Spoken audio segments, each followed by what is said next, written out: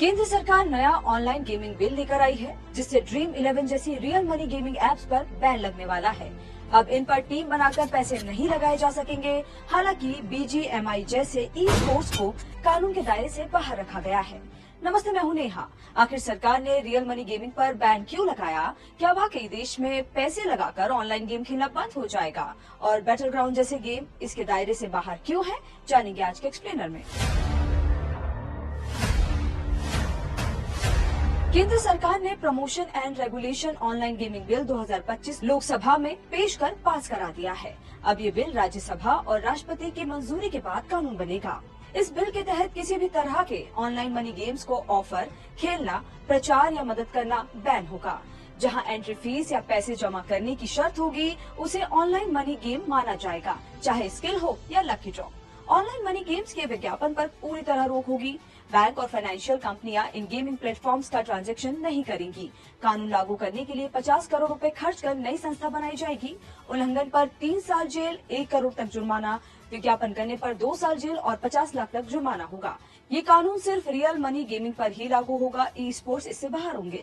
लेकिन ये e sports क्या है? ऑनलाइन प्लेटफॉर्म के कुछ मशहूर गेम जैसे PUBG, BGMI को खेलने के लिए कोई एंट्री फीस या इनाम की रकम नहीं होती, इसलिए इन्हें ई स्पोर्ट्स कहा जाता है। बीते कुछ सालों में ऑनलाइन गेमिंग में रियल मनी गेमिंग यानी RMG इंडस्ट्री शामिल हुई, जिसका मॉडल पैसे लगाकर गेम खेलना और जीतने पर कमाई करना है। सरकार नए कानून के जरिए इन्हीं RMG गेम्स जैसे फैंटेसी स्पोर्ट्स, ऑनलाइन लॉटरी, सट्टेबाजी पर बैन लगाना चाहती है। लेकिन सरकार रियल मनी गेमिंग पर शिकंजा क्यों कसना चाहती है? IT मंत्रालय का कहना है, ये कानून युवाओं को रियल मनी गेमिंग के जाल से बचाएगा। ऐसे गेम्स पैसे कमाने का झूठा लालच देकर उन्हें फंसाते हैं। साथ ही इससे टेरर फंडिंग और मनी लॉन्ड्रिंग पर भी रोक लगेगी। लुमेगाई की रिपोर्ट के मुताबिक देश में फैंटेसी स्पोर्ट्स ऐप के 43% यूजर्स सिर्फ 18 से 30 साल के हैं और ये हर दिन 55 करोड़ रुपए का दांव लगा रहे हैं। यही नहीं, इन ऑनलाइन प्लेटफॉर्म्स पर टेरर फंडिंग और टैक्स चोरी के भी आरोप लगे हैं। 2022 में फाइनेंशियल इंटेलिजेंस यूनिट ने खुलासा किया कि गेमिंग प्लेटफॉर्म्स पर 2000 करोड़ का संदिग्ध लेन देन हुआ, जिसका कोई हिसाब नहीं मिला। तो फिर सरकार ने PUBG जैसे गेम्स पर रोक क्यों नहीं लगाई? सरकार के मुताबिक अगर कोई ऑनलाइन गेम सिर्फ मनोरंजन के लिए खेलते हैं तो नए कानून में इस पर कोई रोक नहीं है, बशर्ते किसी भी गेम में पैसे लगाकर इनाम जीतने का मॉडल नहीं होना चाहिए। इससे पहले रियल मनी गेमिंग को लेकर क्या कानून थे? नए कानून की जरूरत क्यों पड़ी, अब ये जानते हैं।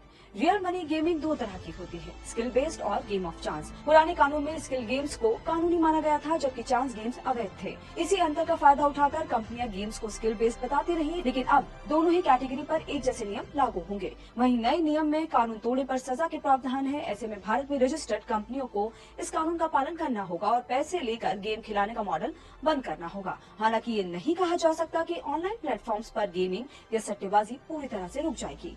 लोग VPN, third party sites, clone apps, crypto payment और मैसेजिंग ऐप्स के जरिए बैन गेम्स और बेटिंग प्लेटफॉर्म्स तक आसानी से पहुंच जाते हैं। सुप्रीम कोर्ट के वकील विराट गुप्ता कहते हैं, नए बिल में इन पर सख्त प्रावधान न होने से रियल मनी गेमिंग को पूरी तरह रोकना मुश्किल होगा। इंडियन एक्सप्रेस की रिपोर्ट के मुताबिक 2024 में गेमिंग कंपनियों ने करीब 23,000 करोड़ रुपए कमाए, लेकिन बैन से सरकार को 25,000 करोड़ का नुकसान हो सकता है। वहीं ड्रीम 11, रमी और बिंजो जैसी कंपनियां बंद होने की कगार पर आ जाएंगी।